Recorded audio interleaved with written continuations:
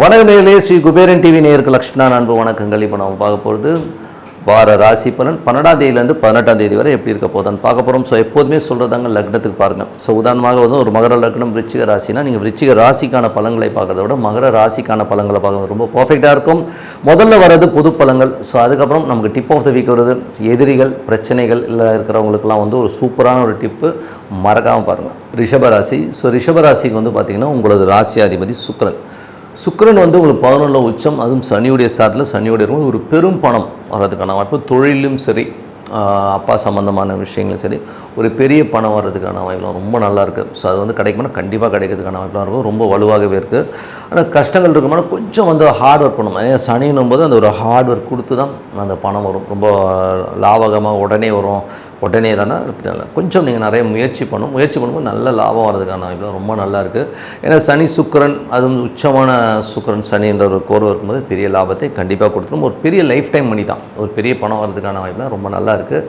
அதுக்கப்புறம் பார்க்கும்போது ஒரு 2ஆம் அதிபதி 2ன்றது வந்து தனஸ்தானம், குடும்பம் சம்மந்தமான விஷயங்களே சொல்கிற இடம். அவங்க வந்து பார்த்திங்கன்னா புதன் வந்து 11 இருக்கும்போது குடும்பத்துக்கு தேவையான பணம் கிடைக்கும். ஸோ குழந்தைகளோட கல்வி ரொம்ப சூப்பராக இருக்கும். குழந்தைகள் வந்து அடுத்த கட்டத்துக்கு போகிறதுக்கான வாய்ப்புலாம் ரொம்ப நல்லா இருக்குது. ஸோ அதில் வந்து அவங்க ஜெயிக்கிறதுக்கான வாய்ப்பு ரொம்ப நல்லா இருக்குங்க. ஸோ எல்லாமே நல்லாயிருக்கும். அதுக்கப்புறம் 3ஆம் அதிபதியான சந்திரன். ஸோ 3ஆம் அதிபதியான சந்திரன் வந்து பார்த்திங்கன்னா இப்போது 6ல் இருக்கும்போது வேலை விஷயங்களில் கொஞ்சம் உங்களுக்கு வந்து கொஞ்சம் ட்ராவல் இருக்கும். சுப நிகழ்ச்சிகள் சம்மந்தமான விஷயங்களுக்காக கொஞ்சம் நம்ம வந்து அலைச்சல் இருக்கிறதுக்கான வாய்ப்புலாம் நிறைய இருக்குது. ஸோ புதன் வியாழனில் மட்டும் சந்திராஷ்டம காலகட்டங்களில் கொஞ்சம் மன உளைச்சல் இருக்கும். அந்த காலகட்டம் மட்டும் கொஞ்சம் கவனமாக இருக்குது. ரொம்ப ரொம்ப நல்லதுங்க. ஒரு இளைய சகோதரருக்கும் உங்களுக்கும் வந்து புதன் வியாழனில் வந்து சின்னதாக வந்து ஒரு மன உளைச்சல் வரலாம். ஸோ அதனால் அந்த காலகட்டங்களில் கொஞ்சம் பார்த்து நடந்துக்கிறது ரொம்ப ரொம்ப நல்லது. அதுக்கப்புறம் பார்க்கும்போது உங்களுக்கு 4ஆம் அதிபதி சூரியன். ஸோ 4ஆம் அதிபதி சூரியன் 12 இருக்கும்போது வீடு சம்மந்தமான விஷயங்களில் கொஞ்சம் அலைச்சல்கள் இருக்கும். கொஞ்சம் செலவு பண்ணுறமான விஷயங்கள், வண்டி வாகனங்கள் சம்மந்தமான விஷயங்கள் கொஞ்சம் செலவு வரதுக்கான வாய்ப்பாக இருக்குது. ஆனால் அதெல்லாம் வந்து நல்ல செலவாக இல்லை ஒரு உபரியான செலவு அப்படிலாம் கிடையாது. இந்த மெயின்டெனன்ஸ்னால வந்து உங்களுக்கு நல்ல லாபம் வரதுக்கான வாய்ப்பெல்லாம் நிறைய இருக்குது. ஸோ எல்லாமே ரொம்ப நல்லாயிருக்கு. ஸோ தாயாரோட உடல்நலம் சம்மந்தமான விஷயம் கொஞ்சம் செலவானாலும் அதுக்கப்புறம் தேடி வந்துடுவாங்க. அதெல்லாம் எந்தவித பாதிப்பும் இல்லாமல். ஸோ அதெல்லாமே ரொம்ப சூப்பராக இருக்குங்க.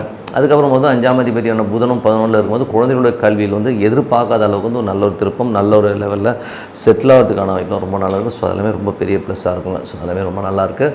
அதுக்கப்புறம் பார்க்கும்போது உங்களுக்கு 6ஆம் அதிபதியான சுக்கிரன் 11 இருக்கும்போது வேலை 6 நாளே வேலை சம்மந்தமான விஷயங்கள் சூப்பராக இருக்குங்க. ஸோ அதை வந்து அடுத்த கட்டத்துக்கு போகிறது நல்ல ஒரு உச்சமான ஒரு பெரிய ஒரு வருமானம் வர்றதுக்கான வாய்ப்புலாம் ரொம்ப நல்லாயிருக்கு. ஒரு ஸ்டாண்டர்டைஸ் இன்கம் சொல்லுவோம் இல்லையா. ஸோ இதுவரை வந்து எனக்கு கரெக்டான இன்கம் வரலைங்க அப்படின்னு சொன்னவங்களும் ஒரு ஸ்டாண்டர்டைஸான இன்கம் வர்றதுக்கான வாய்ப்புலாம் ரொம்ப நல்லாயிருக்கு.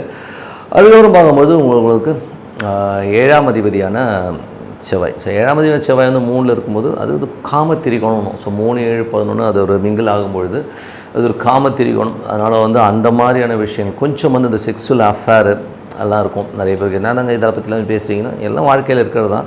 ஸோ அந்த மாதிரி விஷயங்களும் கொஞ்சம் கவனமாக இருக்கும். ஸோ அதனால் வந்து நமக்கு வந்து ஒரு பேர் கெட்டுரும். ஸோ பேர் அதனால் வந்து நமக்கு ஒரு யாராச்சும் வந்து கேட்டு தெரிஞ்சு கொஞ்சம் மன வருத்தத்தை கொடுக்கறதுக்கான வாய்ப்புகள் இருக்கும். அதனால் அந்த மாதிரி விஷயங்களும் கொஞ்சம் கவனமாக இருக்கணும். ஏன்னா அந்த 3, 7, 11 அந்த மாதிரி விஷயம் அந்த 3ல் வந்து செவ்வாய் இருக்கிறனால அந்த மாதிரி கணவன் மனைவிக்கு நடுவில் நிறைய சந்தேகங்களை ஏற்படுத்தும். ஸோ இப்படி இருக்குமோ அப்படி இருக்குமோ ஒரு சந்தேகத்தை ஏற்படுத்தும். அதனால் கொஞ்சம் கவனமாக இருந்துங்க. 8ஆம் அதிபதி. ஸோ 8ஆம் அதிபதியான குரு வந்து பார்த்திங்கன்னா உங்களுக்கு வந்து ராசியிலே இருக்கும்போது கொஞ்சம் கவனமாக இருக்கணும். 8 நாளே வந்து அதீதமான ஒரு ஆசை, புதிய அக்ரிமெண்ட்டு டாக்குமெண்ட்லாம் கையெழுத்து போடுறதுக்கு முன்னாடி 1க்கு 4 வாட்டி யோசித்து கையெழுத்து போடுறது ரொம்ப ரொம்ப நல்லது. ஏன்னா குரு வந்து இப்போ செவ்வாய் சாலமாக அந்த மாதிரி விஷயம் பக்கத்து வீட்டுக்காரர்கிட்ட போய் வம்புக்கு நிற்கிறது இதெல்லாம் வந்து கொஞ்சம் அவாய்ட் பண்ணிக்கங்க. ஸோ அந்த மாதிரி விஷயங்களை கொஞ்சம் பார்த்து நடந்துக்கணும். 9ஆம் அதிபதியான சனி. ஸோ 9ஆம் அதிபதியான சனி வந்து பார்த்திங்கன்னா 11ல் இருக்கும்போது அப்பா சம்மந்தமான விஷயங்கள், தொழில் சம்மந்தமான விஷயங்கள் நல்ல லாபம் சூப்பராக இருக்கும். ஸோ எல்லாமே ரொம்ப நல்லாயிருக்கும். 12ஆம் அதிபதியான செவ்வாய் வந்து பார்த்திங்கன்னா 3ல் இருக்கும்பொழுது பிரயாணம். ஸோ எங்கேனாச்சும் பிரயாணம் பண்ணுறது, ஒரு இல்லீகல் அஃபேரில் இருக்கிறது, இந்த மாதிரி விஷயங்களை தவிர்த்துக்கோங்க. இதனால் வந்து நம்ம பேர் கெடுவோம் அப்படிங்கிறது வந்து கொஞ்சம் கவனமாக இருந்துக்கிறது ரொம்ப ரொம்ப நல்லது. யாரும் தவிர்த்துக்க போகிறதில்ல, பட் கொஞ்சம் உஷாராக இருந்துக்கணும், அவ்வளோதான். அதுக்கு வேறு நம்ம என்ன சொல்கிறது. ஸோ அந்த மாதிரி விஷயங்களை கொஞ்சம் பார்த்து நடந்துங்க. மற்றபடி என்னங்க, என்னை பொறுத்தவரை வந்து பார்த்திங்கன்னா எல்லாமே இந்த பாயிண்ட்ஸ்லாம் கொஞ்சம் நோட் பண்ணி வச்சு நீங்கள் அப்ளை பண்ணிப்பாங்க ரொம்ப பர்ஃபெக்டாக இருக்கும். ஸோ நல்ல விஷயம் என்னென்னா இப்போ பார்க்க போகிறது tip of the week. So tip of the வீக்கில் இப்போ நம்ம பார்க்க போகிற விஷயம் என்னென்னா எதிரிகளுக்கு எண்டு காடு அப்படிங்கிறத பற்றி தான் பேச போகிறோம். ஸோ என்ன பண்ணலாம். ஸோ எதிரிகள்ங்கிறது வந்து நம்ம வாழ்க்கையில் வந்து தவிர்க்கவே முடியாது. ஏதாவது ஒரு ரூபத்தில் வந்து எவனாச்சும் ஒருத்தன் வந்து ஆப்பு வைக்கிறதுக்காக சேர் போட்டு உட்காரவன் நிறைய பேர் இருக்கிறான். நீங்களே பார்த்தீங்கன்னா ஏதாவது ரூபத்தில் அது எந்த சொந்தக்காரனாக இருப்பானா, இல்லை வெளியிலேருந்து வருவானா, ஆஃபீஸில் வந்து பக்கத்தில் உட்காரவனங்க கூட தெரியாது, டார்ச்சர் பண்ணி சாவடிக்கிறதுனே நிறைய பேர் இருப்பாங்க. சில பேர் வந்து சேடிஸ்டாகவும் இருப்பாங்க. நிறைய பேர் பார்த்திங்கன்னா உன்னை என்ன பண்ணுறோம் பாடுறாங்கிற மாதிரியான பயமுடுத்தி உங்களை வந்து ஒரு மன உளைச்சல்லே கொண்டாடுவான். இது வந்து ஆஃபீஸாக இருக்கட்டும், பக்கத்து கூட இருக்கட்டும், எங்கே வேணா இருக்கலாம், எதிர்கூடாக இருக்கலாம், ஃப்ரெண்டாக இருக்கலாம், எவனா வேணாலும் வந்து உட்காந்து நம்ம டார்ச்சர் பண்ணுறது நம்ம பார்க்குறோம்.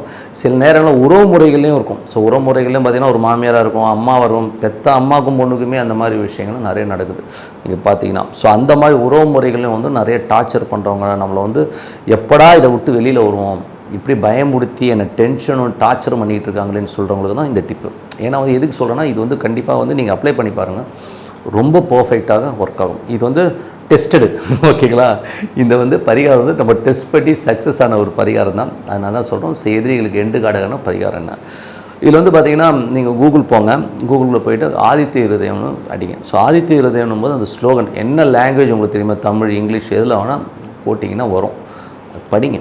அது எப்படி படிக்கணும்னா, மனசார உட்காந்து அந்த சூரிய பகவானை உள்ளுக்குள்ளே வச்சுக்கிட்டு படிங்க.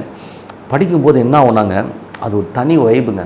நீங்கள் வந்து அது வந்து அந்த மந்திரம் வந்து நீங்கள் ரொம்ப சாதாரணமான மந்திரம்னு நினச்சிக்காதீங்க. அது வந்து அகஸ்தியர் வந்து ராமருக்கு உபதேசித்த மந்திரம். யாரை எதிர்க்கிறதுக்கு தெரியுங்களா, ராவணனை. ஒரு ராவணனை எதிர்க்கிறதுக்கு ராமர் போருக்கு போகிறதுக்கு முன்னாடி ஆதித்யன், அதாவது சூரியனை வச்சு அகஸ்தியன் வந்து பிரயோகப்படுத்தி இந்த மந்திரத்தை சொல்கிறாமா அப்படின்னு சொல்லி ராமனுக்கு அகஸ்தியன் அருளிய மந்திரம் தான் இது. அப்போ எவ்வளோ பவர்ஃபுல்லாக இருக்கும் பாருங்கள். இது வந்து என் லைஃப்பில் நீங்கள் அப்ளை பண்ணி பார்த்தீங்கன்னா, நான் அப்ளை பண்ணி பார்த்துருக்கேங்க. எப்படின்னா, நான் ஒரு காலகட்டத்தில் வந்து நான் ஒரு கடை வச்சுருந்தேன். எனக்கு எதிர்க்க ஒரு ஆள் இருந்தாருங்க. அவர் வந்து என்னை ரொம்ப டார்ச்சர் பண்ணிட்டார். டார்ச்சர்னால் கொஞ்சம் நஞ்ச டார்ச்சரில் ரொம்ப ஸ்ட்ரெஸ் ஆகிட்டு இருந்தார். ரொம்ப ஒரு மாதிரி நம்மளை ஒரு பெரிய ஒரு மன உளைச்சலே கொண்டு வர மாதிரி சுச்சுவேஷனில் இருந்தது. அப்போது நடாதியம் எதுக்கே உட்காந்து நம்மளை டார்ச்சர் பண்ணுறானே அப்படின்னு சொல்லிட்டு நான் என்ன பண்ணிட்டேன்னா, ஆதித்ய ஹிருதயம் ஸ்லோகனை படிக்க ஆரம்பித்தேன். அது எப்படி படித்தேன்னு தெரியுங்களா, சூரியன் உதிக்கும் பார்த்தீங்களா, காலையில் குளித்து முடிச்சுட்டு அப்படி சூரியன் உதிக்கும் போது அந்த சூரியனை பார்த்து அந்த ஆதித்ய ஹிருதயம் படித்தேன். 3 நாளுங்க, 3 நாள் தான் படிச்சிருப்பேன். அவனை பொட்டி படுக்கையெல்லாம் தூக்கி வெளியில் போட்டு வெளியில் அனுப்பிச்சிட்டாங்க. அவன் அந்த ஏரியாலே இல்லை. இவ்வளோ பவர்ஃபுல் பாருங்கள் அந்த மந்திரம். அதனால் இது ஆதித்ய ஹிருதயம் வந்து ரொம்ப பர்ஃபெக்டாக அற்புதமாக வேலை செய்யும். நீங்கள் அப்ளை பண்ணி பாருங்கள். அதுவும் வந்து உங்களுக்கு வந்து ரொம்ப ப்ரெஷர் அதிகமாக இருக்குது, என்னால் முடியவே இல்லைன்னா சூரியனை பார்த்து படிங்க. அது வந்து டேரெக்டாக சூரியனை பார்த்து படிச்சிங்கன்னா அதோட வைப் வந்து வேறு லெவலில் இருக்குங்க. பண்ணி பாருங்க, சூப்பராக ஒர்க் ஆகும் சொல்லிட்டு உங்களிடம் விடைபெறுவது உங்கள் லக்ஷ்மி நாராயணன். நன்றி, வணக்கம். ஸ்ரீ குபேரன் டிவியை பார்த்தமைக்கு நன்றிகள். மேலும் இது போன்ற தகவல்களை தெரிந்து கொள்ள ஸ்ரீ குபேரன் டிவியை சப்ஸ்கிரைப் செய்யுங்கள். மறக்காமல் பெல் ஐக்கானை கிளிக் செய்யுங்கள்.